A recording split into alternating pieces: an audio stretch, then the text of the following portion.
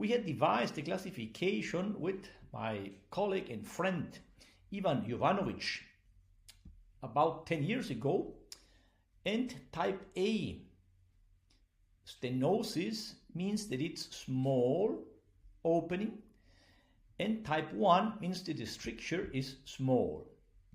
These types of strictures are ideal for dilation and respond very well, and occasionally stenting is mandatory to keep them open and prevent them from closing.